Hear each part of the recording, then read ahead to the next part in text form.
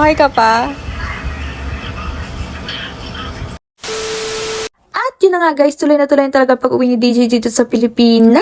Kaya naman sobrang bilis ng transition. At yun na nga guys, andito kami sa MOA at naghahanap naman kami ng pwedeng makainan. Hindi daw kasi siya nakakain sa plane, kaya naman gutom na siya. Sino ba naman kasing may sabing hindi ka kumain sa plane? Alam mong sobrang tagal ng biyahe mo. At bago makakain, nagtalo pa nga kami kasi hindi namin alam kung saan kakain.